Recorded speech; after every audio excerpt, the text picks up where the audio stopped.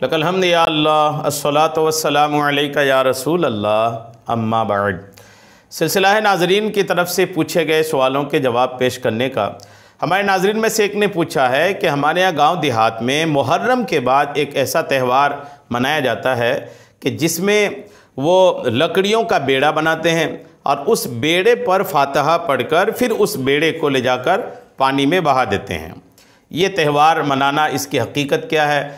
شریعت میں، اسلام میں اس کی کیا حقیقت ہے؟ یہ انہوں نے پوچھا ہے۔ آئیے جواب توجہ کے ساتھ سننے کی سعادتیں حاصل کیجیے۔ جہاں پر بھی یہ تہوار منایا جاتا ہے، جو بھی علاقہ اس تہوار کو بنا رہا ہے، جنہوں نے سوال کیا ہے، پہلے تو میں ان سے عرض کر دوں کہ آپ اس ویڈیو کو اپنے علاقے میں پھیلا دیجئے گا۔ جو بھی لوگ اس طرح کرتے ہیں ان کو واٹس ایپ کر دیجئے، ان کو یا تو سامنے سے دکھا دیجئے۔ کچھ زیادہ تر عورتیں اس سب باتوں میں پڑی رہتی ہیں، تو ان کو سامنے سے جا کر کے آپ اس کو سنا دیجئے کہ آپ یہ سن لو کہ یہ کیا معاملہ شریعت اس پر کہتی ہے۔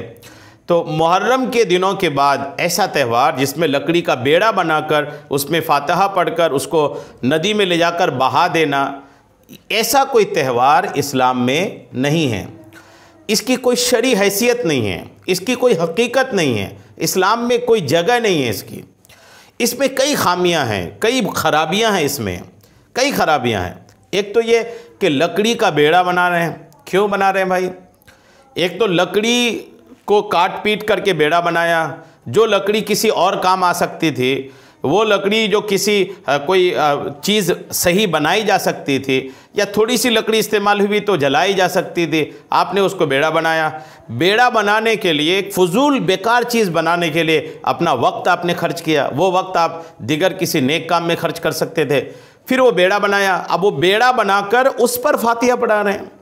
وہ بیڑا کون سے نیاز ہو گیا بھائی؟ وہ لکڑی کا آپ نے بیڑا بنایا، بیڑے پہ کیسے فاتحہ ہوگی؟ فاتحہ تو نیاز پہ ہوتی ہے، کوئی تبرک پہ ہوتی ہے، کوئی تبرکات ہو، کوئی نیاز ہو، کوئی کھانا پینے کی چیزیں بنی ہو تو جا کے فاتحہ پڑھائیں۔ اب وہ لکڑی کے بیڑے میں فاتحہ، چلیے ایک کچھ برائیاں یہ ہوئی۔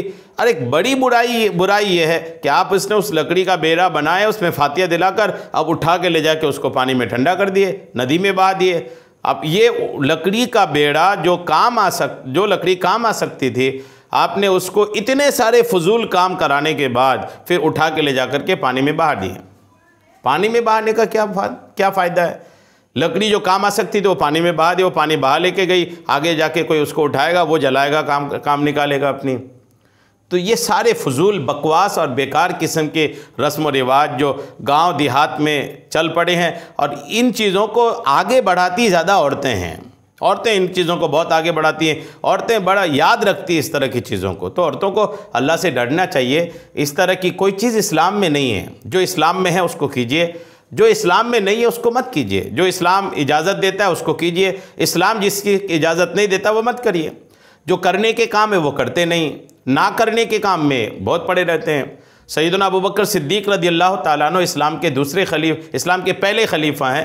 ابوبکر صدیق رضی اللہ تعالیٰ عنہ یہ فرماتے ہیں کہ کرنے کے کام میں لگ جاؤ ورنہ نہیں کرنے کے کام میں پڑ جاؤ گے۔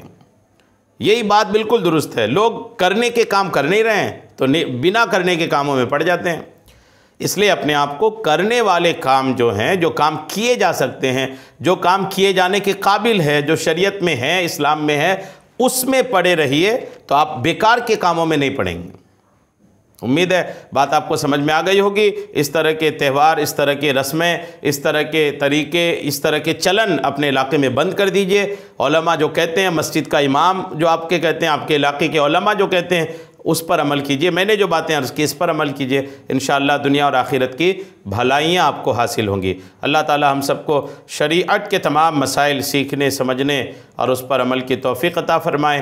آمین بجاہ النبی الامین صلی اللہ تعالی علیہ وسلم۔